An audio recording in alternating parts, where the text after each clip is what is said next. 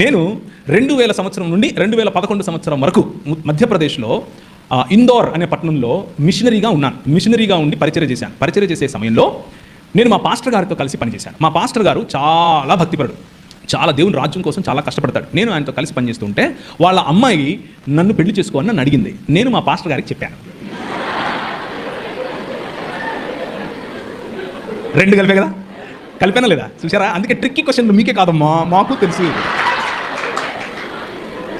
నేను మా పాస్టర్ గారికి చెప్పాను, అయ్యా మరి ఆమె నన్ను పెళ్లి చేసుకోమని అడుగుతా ఉంది, మీరు ఓకే అంటే సమయం తీసుకుని మా ఇద్దరికి కౌన్సిలింగ్ ఇవ్వండి, మేము పెళ్లి చేసుకుంటాం, లేకపోతే రేపటి నుంచి మళ్ళా దాన్ని ఎవరికి వారే యమునా తీరే అని చెప్పాను. చెబితే ఆయన 2 రోజులు టైం తీసుకుని ప్రార్థన చేసి మా అమ్మతో మాట్లాడి, మా అమ్మ ఆయన ఒక మాట అనుకుని, సరే నో ప్రాబ్లం, ఆ అమ్మాయి చదువు అయిపోయి ఆ తర్వాత చేసుకుందులే అన్నారు.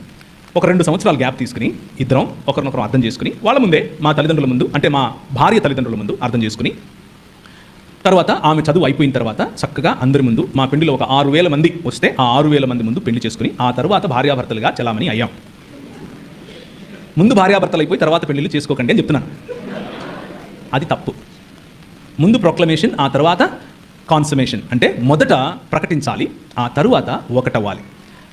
కనుక పురుషుడు తన తల్లిని తండ్రిని విడిచి తన భార్యను హత్తుకొనెను, ప్రేమికురాల్ని కాదు. జాగ్రత్తగా వినండి, తన భార్యను హత్తుకుంటాడు, ప్రేమికురాల్ని కాదు. సో ప్రేమ తప్పు కాదు. భౌతిక సంబంధం పెండ్లి కంటే ముందు తప్పు, అది వ్యభిచారం కిందకి వస్తుంది, అది చేయకూడదు. ఇంకా క్లియర్గా ఏమని చెప్పాలా? I hope I made it very clear. So ప్రేమ తప్పు కాదు, ప్రేమించడం తప్పు కాదు, కానీ సాంస్కృతికంగా మీకున్నటువంటి అడ్డుగోడలను ఎదిరించి నా ఇష్టం నువ్వెవరు అనేటటువంటి చేయకండి.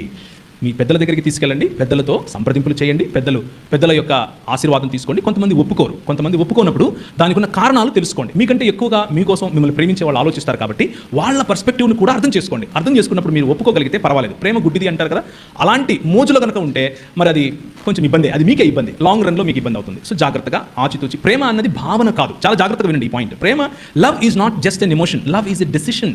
ప్రేమ అన్నది ఒక నిర్ణయం, జీవితాంతము ఉండేటటువంటి నిర్ణయం, ఎటువంటి పరిస్థితుల్లో కూడా పోకుండా ఉండేటటువంటి నిర్ణయం. ఆ నిర్ణయం తీసుకోవడానికి మీరు త్వరపడాలి, అంతేకాని భావోద్వేగాలకు లోనయ్యి ఏది చేయకూడదు. అలా చేయటం వల్ల మీకు, మీ కుటుంబానికి, మీ సంఘానికి కూడా తలవంపులు, అది మంచిది కాదు. ఇకపోతే ఆఖరి మాట, ప్రేమ వివాహాల్లో, ప్రేమ వివాహాలు అన్నవి ప్రేమ వివాహాలైనా లేకపోతే తల్లిదండ్రులు కుదిర్చి చేసే వివాహాలైనా ఏవైనా సరే కులము అన్నటువంటి ప్లాట్ఫామ్ మీద చేసుకోకూడదు. లాస్ట్ టైం వచ్చినప్పుడు కూడా మిమ్మల్ని ఇట్లనే ప్రేరేపించిపోయినా, ఇప్పుడు కూడా ప్రేరేపిస్తున్నా, కులానికి వ్యతిరేకంగా నిలబడండి. TV9 వాడు నీకంటే బెటర్ క్రైస్తవుడు. ఒకవేళ మీరు కులాన్ని పాటిస్తూ ఉంటే వాడు ఏమంటాడంటే కులము అడిగేవాడు అడ్డగాడిదా అని వేస్తాడు టీవీలో. ఎత్తడా? కనీసం వాడుకున్న బుద్ధి కూడా మీకు లేదంటే ఇక మీ కర్మ, దానికి నేనేం చేయలేదు. మళ్ళీ నేను పరలోకం పోవాలా?